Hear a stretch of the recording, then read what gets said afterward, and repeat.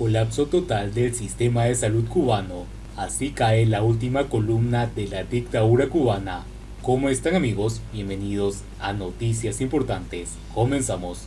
El colapso sanitario de Cuba no es una consecuencia de una catástrofe imprevista ni de un agotamiento coyuntural de los recursos, sino de un endémico fenómeno de depauperación del sistema político. En la ruptura del mito sobre la salud cubana han influido muchos acontecimientos, entre los que se incluyen incluso acusaciones basadas en pruebas sobre cuánto hay de explotación laboral en la comercialización de los servicios médicos, ese negocio internacional nada transparente de la dictadura cubana que ellos llaman brigadas médicas, pero que sabemos, como las evidencias existen, que en realidad lo mismo son un caballo de Troya del Partido Comunista, que hasta la más grande y lucrativa dotación de profesionales esclavizados del mundo, sometidos a un gobierno mediante todo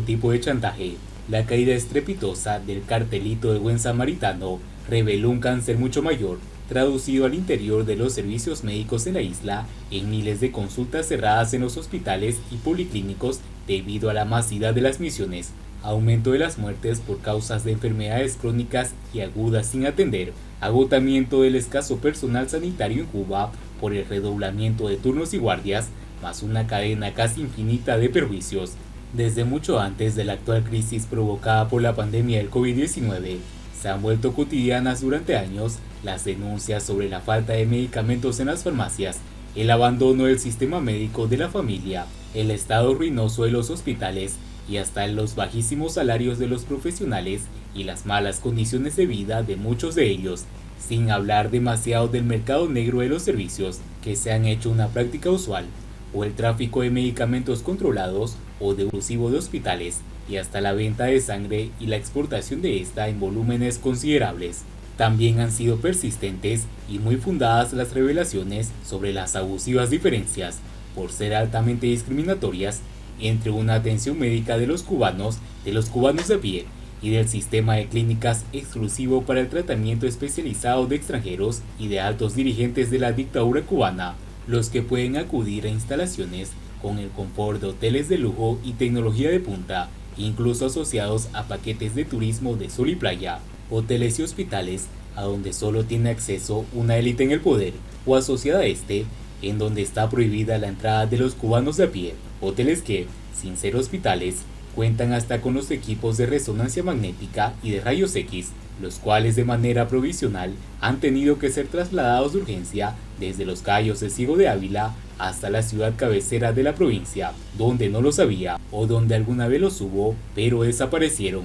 porque en Cuba la torcedura de tobillo de un turista es mucho más importante que el nódulo maligno en el cuerpo de cualquiera de nosotros, los ciudadanos de a pie. Tanto más escandaloso y paradójico que lo anterior es la verdad irrefutable, palpable y moral de que la dictadura cubana invierte más en la compra de autos patrulleros y en los equipos antimotines que en ambulancias y respiradoras, que ha gastado más dinero que dice no tener en levantar hoteles con recursos propios, como esos en el Vedado, que no han dejado de crecer aún en medio de la crisis, que en un hospital y en los medicamentos básicos para el pueblo cubano. Durante más de 20 años, los medios independientes, y más reciente con el incremento de acceso a Internet de los cubanos, a pesar de los altos precios del servicio y el evidente control policial, las redes sociales han sido un constante divulgando las miles de irregularidades, detenciones y atropellos en el sistema de salud cubano, un caos casi a perpetuidad que ha costado más muertos, traumas y tragedias familiares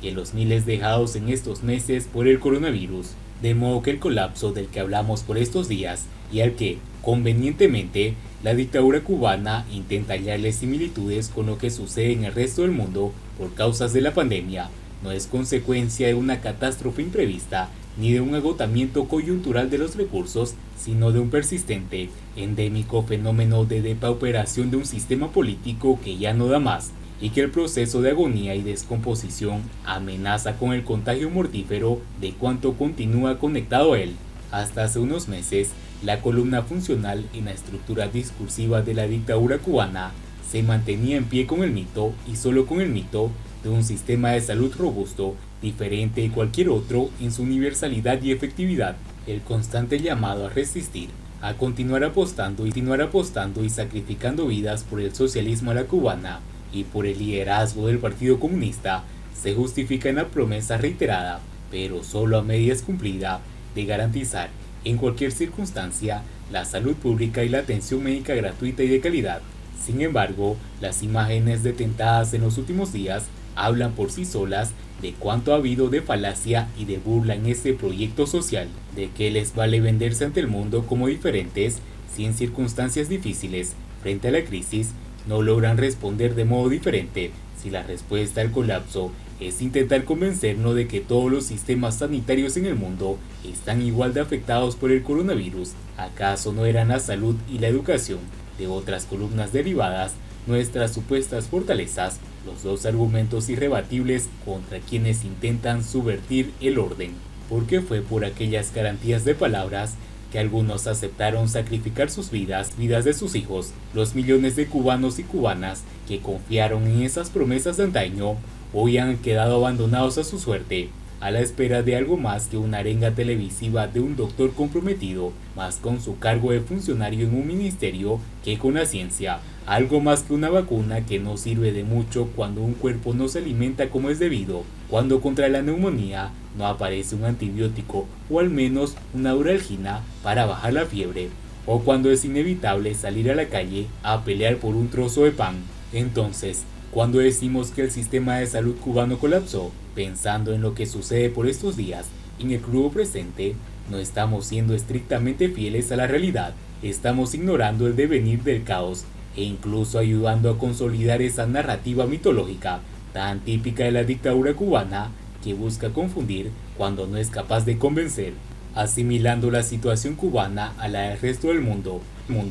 Las malas noticias que salen de Cuba en cuanto al mal manejo del COVID-19 no causan la perplejidad que deberían, porque se disuelven en la normalidad de lo que actualmente sucede en el planeta o de lo que sucedió meses atrás con otros sistemas de salud colapsados, una interpretación que conviene a algunos porque es el mal menor entre todas las malas publicidades, porque si hay que aceptar el fracaso públicamente, es mejor decir que no hubo ganador, porque recordarle al mundo que ellos, como régimen totalitario, se han aferrado a su singularidad política de único partido, porque así garantizaban salud y educación, cuando otras naciones no pueden hacerlo, es reconocer que el colapso no ha sido una sola columna, sino de toda la estructura, incluso más allá de los cimientos, y claro, es aceptar que son un total fracaso.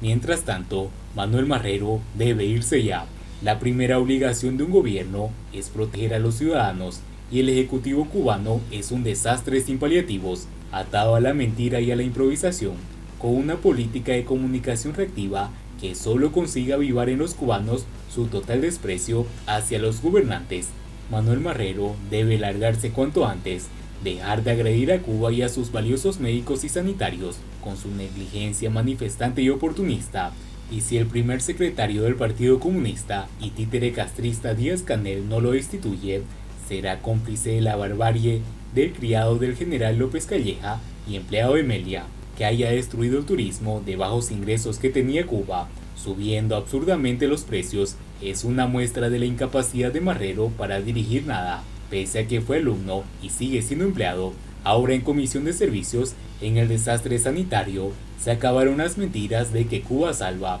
y la pretensión de promover un premio Nobel para los médicos y sanitarios cubanos altos a terceros países en condiciones de esclavitud laboral, como ha denunciado desde el inicio Archivo Cuba y su coherente directora ejecutiva María Huerlau. ¿Cómo Cuba va a salvar a nadie si su gobierno es incapaz de proteger a los propios cubanos? ¿Cómo un país puede autoproclamarse potencia médica con tantas enfermedades crónicas, con dengue endémico y focos de Zika, chikungunya y cólera? La mayoría de los cubanos quiere patria y vida, prosperidad y justicia social, frente a la minoría cobarde que, en sus miedos, se aferra a Fidel Castro, ridiculizándolo con retrasos y ceremonias de mal gusto, confirmando así la decadencia de la ética y la estética de los gobernantes, que no hayan respaldo entre los ciudadanos, negados así a seguir secundando el macabro carnaval de la casta verde oliva y enguayaberada. Y bien amigos, así vamos terminando las noticias importantes del día de hoy.